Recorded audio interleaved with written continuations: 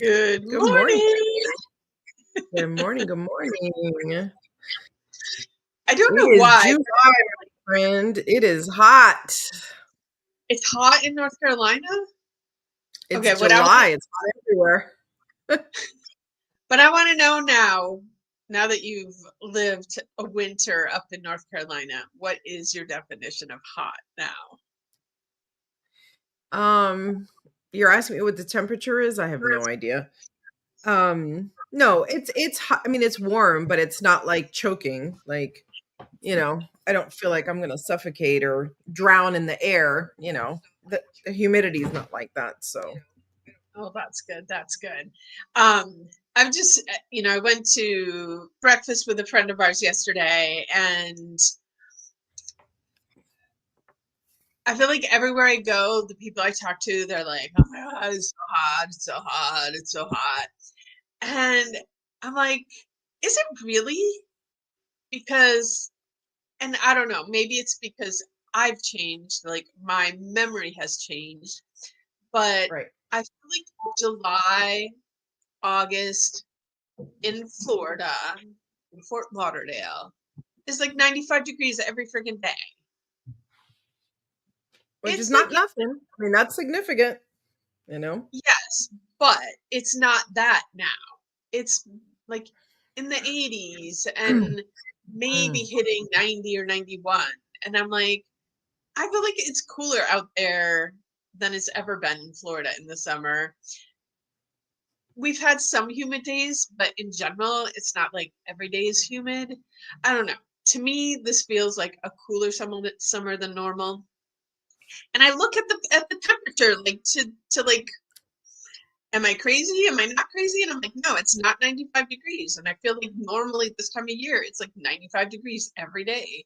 So, Yeah. Well, I mean, humidity could be a part of it. And also, like, it's relative, like we now live our lives almost completely in air conditioning. So, going from the inside of your house being 70, 74, or whatever, and then walking outside, even 80 is going to feel like a significant difference. Right. So, I guess I we're remember. saying it's not 95 out there, folks. So it's not.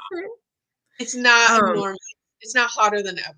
I can guarantee that. I don't know, but I'm not a when I meteorologist. was, well, listen, hey, also, all of our friends are getting older. So maybe everybody's becoming, of a certain age. So that might make a difference too. Me too. But But when I was little, we never turned on air conditioning. Like we didn't get central air until I don't even know. I think it was a full, like mid-teens, we got central air.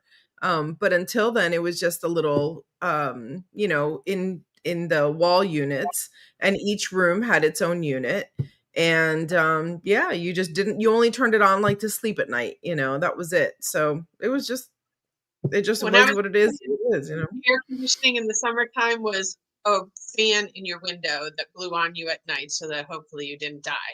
And yes, the hot season is much shorter in Wisconsin, but sometimes it's hotter up there in the summer than what it is down here.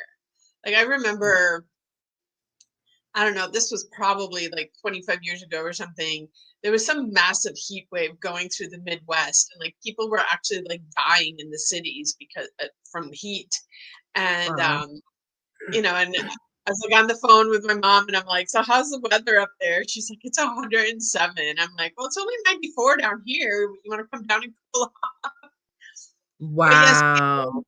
AC. But as a kid, we didn't have AC, and like only the rich people had AC back then.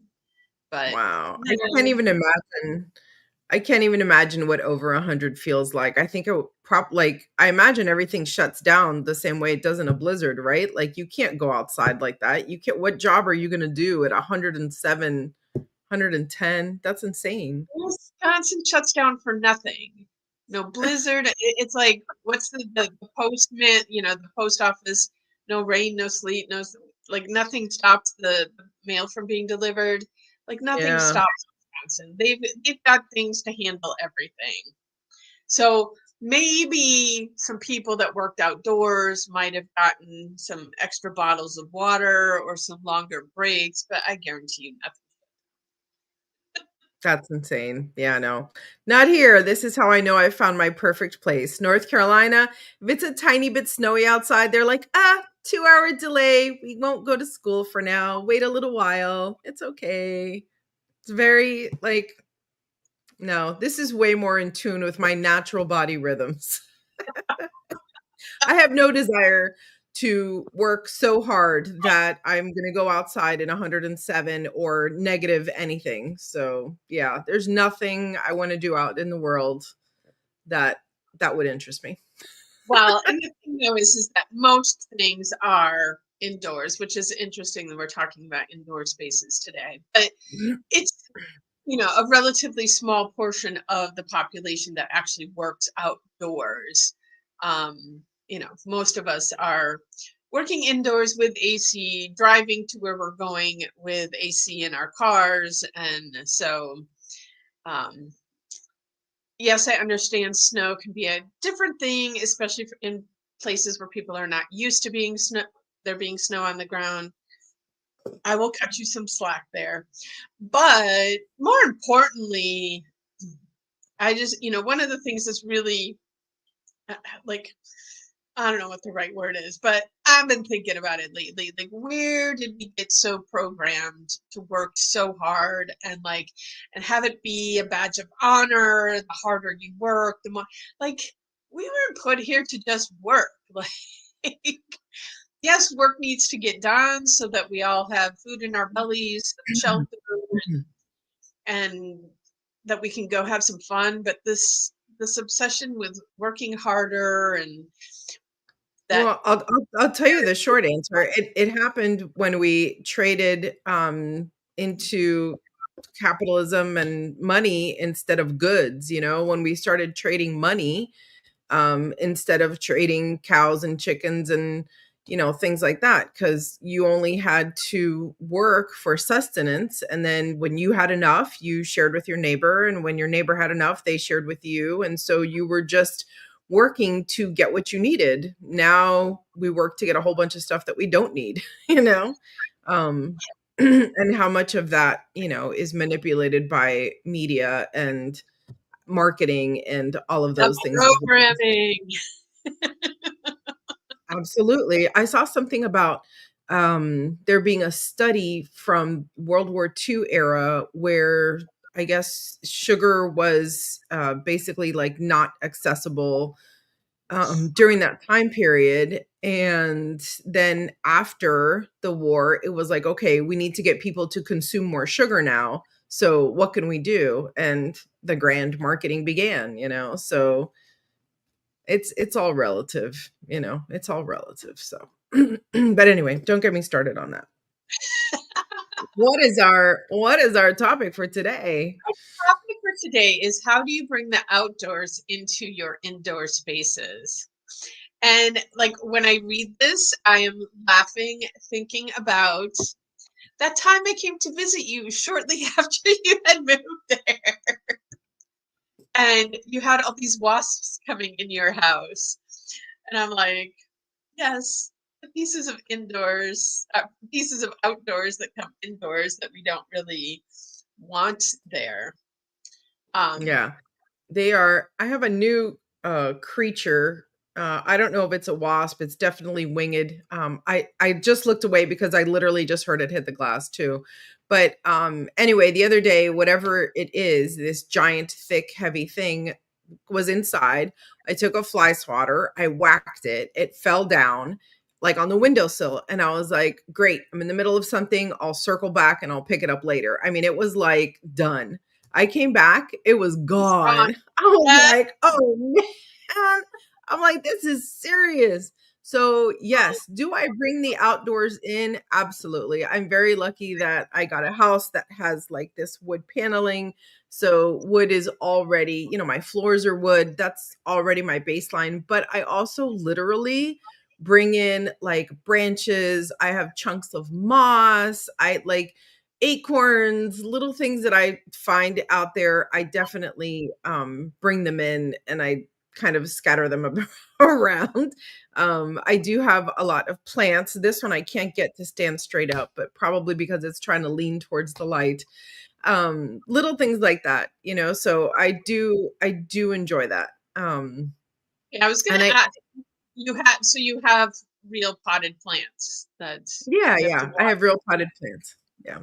But my plants I bought when I lived in Florida, so I think some of them kinda don't know what to do, and so I keep trying to, like, rotate them to the light, but then they recurve around the other way, and so I've got a little bit of a hot mess going on. They're all happy, they're all healthy, but, they're starting to get weird shapes because they keep trying to go towards the light, and that's one thing about the dark paneling is that the dark areas are really, really dark, because it's no lights reflecting off the walls, so, yeah, I might just give them like an outdoor bath one of these days, like, "Okay, guys, go sit in the shade for a while," we'll see. But yeah, and here it's really simple, for me to bring the outdoors in, you know? I have to admit, like, I come from my mom was the one that would rescue every plant. Like, you go to the nursery or whatever, and like there'd be like those super sad, like, you know, take me for a penny because it's like half dead. My mom would bring it home, and like within a very short period of time, the plant would just be flourishing. We'd visit people's houses, they'd have dead plants, she'd like take it, and just like the woman had a green thumb for sure. I did not inherit that. Like, give me a plant to take care of indoors, watch me kill it. Like, I either give it too much water, not enough water. I, yeah. So, no indoor plants for me. Um, but I do have a lot of things that come from the outdoors that are in my house so that um it has that energy of the outdoors. And I think one thing we both agree on, I love essential oils are a great way to bring the essences of plants indoors. And if anybody knows me, I have probably enough crystals to fill an entire new age bookstore in my home. Yep, I was And gonna say crystals, I also have, like, if I find any feathers, that one time I found an entire snake skin, like, that comes in for sure. And if I'm really desperate, like, I've always loved having an indoor fountain, but I found that I'm constantly cleaning up, like, the little splatters of water from all around it, so I haven't done that in a long time. So my substitute is that I have a big TV like in the main area, and I put YouTube on, and then I put some sort of video that's like, the sound of a babbling brook, or, a river flowing in a forest with bird song or something like that. Because my windows are they're pretty solid, so I can only hear one or two species of birds through my windows. Other than that, I can't hear, like, sometimes it's raining and I don't even know that it's raining because the windows are so thick. um so when I need more of that bird song type stuff and it's too hot to open the doors, I definitely put it on YouTube. Like, God bless YouTube. This is why I say I know social media is the detriment to a lot, but I love all the options. when you said rain, my dream is, and like if anybody out there wants to sponsor this or whatever, I want a metal roof to hear the rain hitting the roof. Like, rain is just the best. It's Um, pretty cool to be able to look out, and now that I'm surrounded by so many trees, the rain experience is totally different, especially when it's a storm and it's, like, really, really windy. Really, it grabs your attention to see all of these trees really swaying back and forth, and there's just so much to learn there, from watching that. I love it. And we talked about this at the retreat, and I just have not had the right opportunity yet. Because it also has not been raining as much down here, which is probably why it's not as humid this summer. But I love just going out and standing in the rain and just getting completely drenched. And the first time I did that, I didn't think it ahead. It was just like the rain just called to me and I just went out there and stood in it. And don't tell anyone, but I also just stood out there and cried in the rain. It was just like it's a total emotional release out there. And I was like, oh, I need to do this more often. But like, then it comes time to come in your house and you're soaking, dripping wet. And I was like, I didn't think this through. So I had to run all the way through the house to the linen closet to get a towel. Now I start out, what am I going to wear? Because no, I'm not going to go out naked. There is not enough privacy in my. There is fencing, but you can see through the fence, over the fence. So no, I'm not going to stand out there naked. But I do typically plan a little bit better and put on clothing that's not going to be as dramatic to have to remove soaking wet. Yeah, definitely don't do it in jeans, that's for sure. Place towels right next to the door so that I can immediately towel off. But I guess that is a way that I brought rain into my Yeah, there you go, exactly.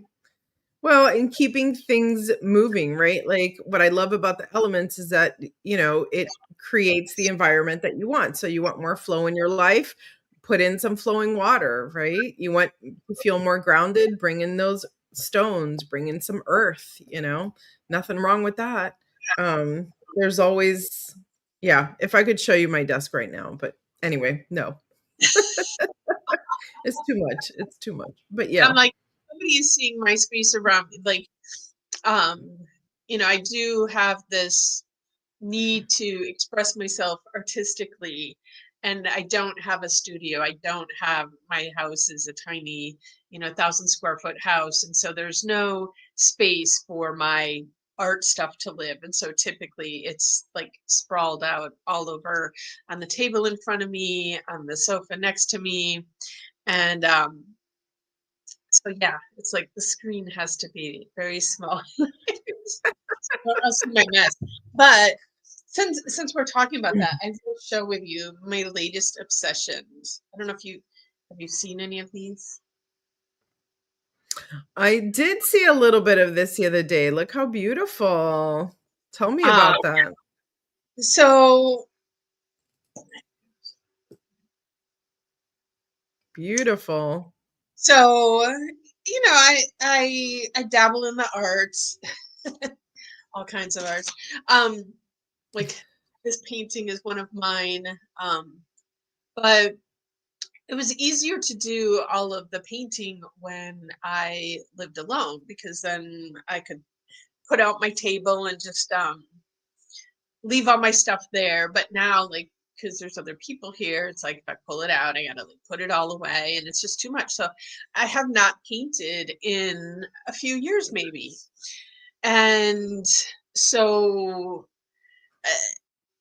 this neurographic art, like social media is listing, like somehow it knew like Julietta's craving an art experience that she can do that like doesn't take up as much space as painting on 3 by 3 um canvases and all of the 50 bottles of acrylic paints and whatnot. So on top of seeing all this like what's called neurographic art, I also, this tea ceremony locally popped up. It's, I mean, not that local, it's in West Palm Beach. But then this thing pops up that she's having a combination tea and neurographic art. I'm like, I'm in, sign me up. So I go, I invited a few friends, 3 of them joined me there. And I have to say, like, the tea place, and I think it's called Tea Tell Truth or something like that. It's the cutest little thing. This woman from China, um, was an MD in China, but it's like too much damn work to. Yes, I'm amazed at the people who do go through all the work to transfer their um, licensure, etc., to practice in a medical profession from one country to another. Like, I know I would never do it. So anyway, but carrying on that love of healing side, she does these tea ceremonies that Mhm. I want to go also just for a tea ceremony, not for the extra thing. she served us three super unique, incredibly beautiful. Of course, the last cup, it was three different ones that she served us. The last one had like this giant flower in the center, like the flower occupied the entire space of the cup. It was just really, really magical and beautiful. She paired up with this therapist. So neurographica is a therapy technique using art. You know, it's an art therapy technique. There's actually like all this research done on it. I found out like one of the places that has done research on it is the University of Wisconsin-Madison, my alma mater. And but you know, it does increase neuroplasticity, which means the flexibility of your brain, the ability of you to learn new things. Um, you know, it does all of the calming, you name it. But it's also this expression of art. So anyway, we go to the class. There is not enough time to complete the project or whatever, but it's gotten me obsessed about the whole thing. And one of the funny things is to learn how to draw these neurographic lines. Um, they teach you by pushing a penny how to draw the Mhm. lines. And I was Mm. like, well, that's interesting, but there's something far better to push on the paper than pennies. Do you know A what I'm going to say? crystal. Exactly. So How did I know? all of these pieces I have created, I do them using crystals. And so Mm. now I've actually paired up with Heal the Planet, and I think it's August 2nd, sometime soon in August. I'm going to do a whole event where we're going to have tea, and I'm going to teach you how to push the crystals and make art. And one of the things I love about it is like you can create something totally cool and fabulous looking, having zero artistic talent whatsoever. So, like if you have that need to want to create something beautiful, but you're like, I don't have the skills to do it, come take my class. You're going to make something incredibly beautiful. I've found I ordered a super magical sacral chakra tea because you know the sacral chakra is our creativity chakra. It's also our emotion chakra. So like perfect place. Like you're gonna come create something beautiful, sip some more amazing, gorgeous tea, which also I ordered it on FC, but it happens to be it came from Wisconsin. Oh my gosh, wow, what a coincidence. Yes, and on top of it has like all these beautiful flowers and different things in this tea, but it also has cacao nibs in the tea. I was like, Oh, wow, beautiful. that's something new. That So sounds like it was made just for you. exactly. So we're gonna sip beautiful tea to inspire our creativity, also to bring the emotions up because the process is so therapeutic. Like I just come home and it's it's therapeutic for me. And so I check out the events webpage and you'll see where it is and sign up for it. And I'm excited. So, but It sounds it's nice, super exciting. yeah, and I'm connecting I'm nature, the crystals with this process. Yeah. So, I love that yeah. you said that, you don't need any sort of art background and things like that, because I do think being creative in a group can be intimidating.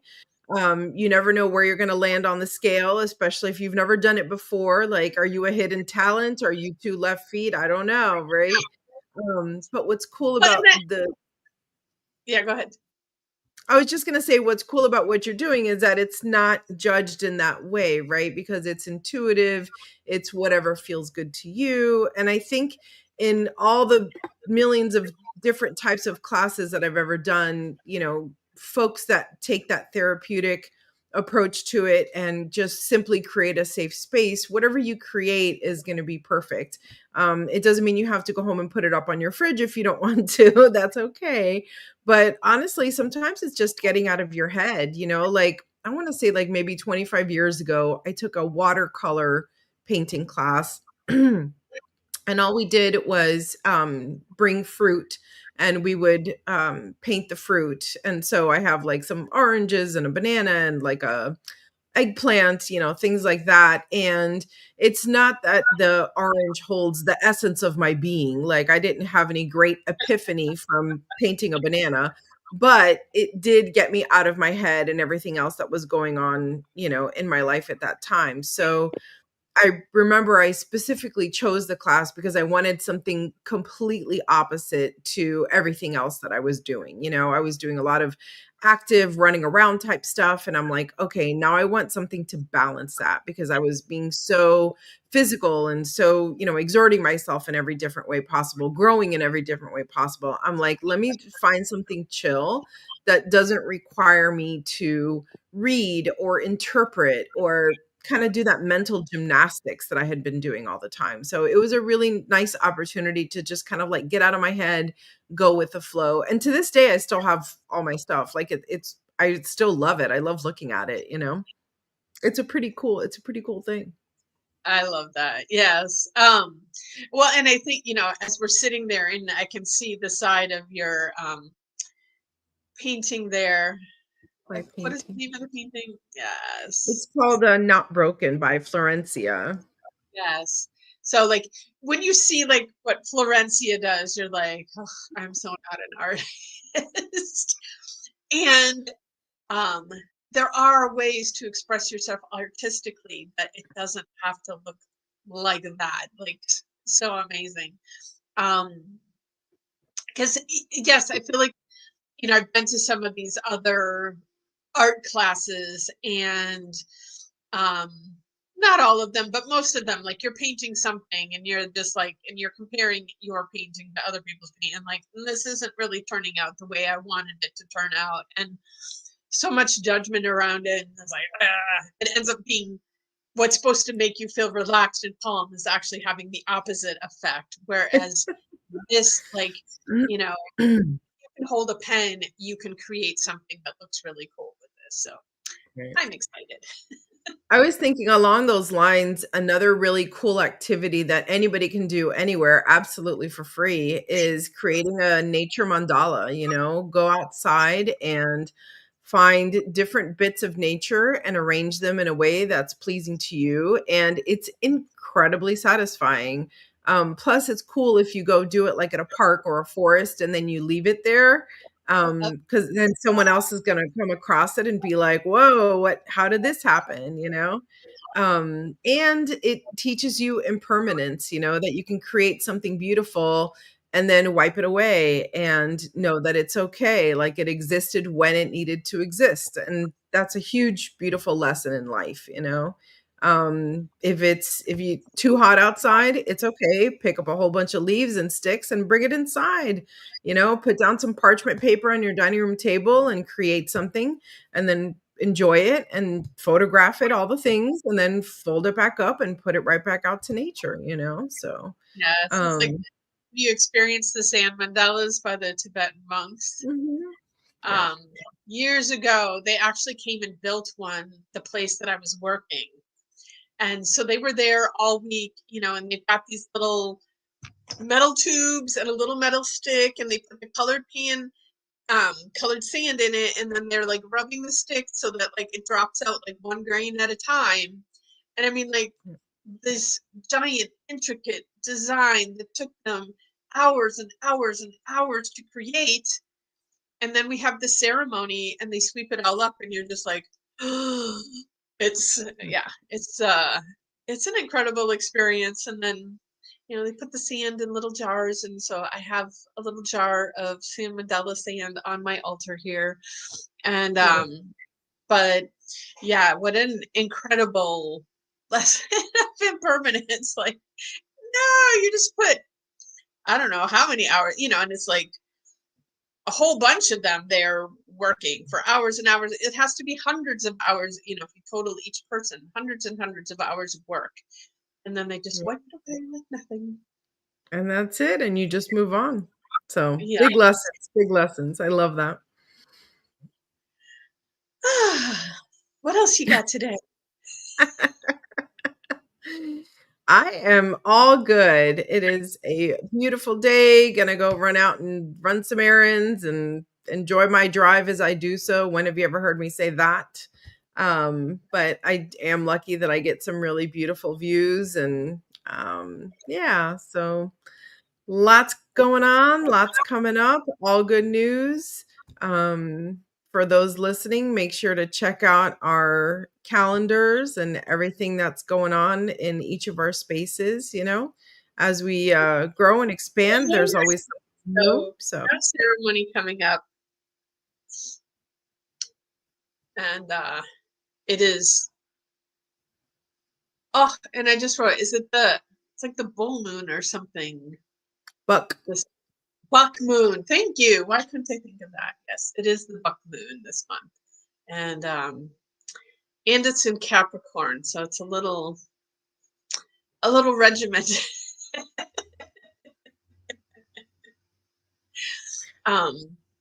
Yeah, Capricorn and I have we get to learn how to get along a little better. So I'll be curious to see like how does this full moon hit me since it's not Sounds in. sounds like a call to Capricorns. Come to the full moon, see what happens to Julietta. Yes. Well, awesome. So, alrighty then. Well, I think it's a wrap, and we'll see y'all next week. All right. See you guys. Have a magical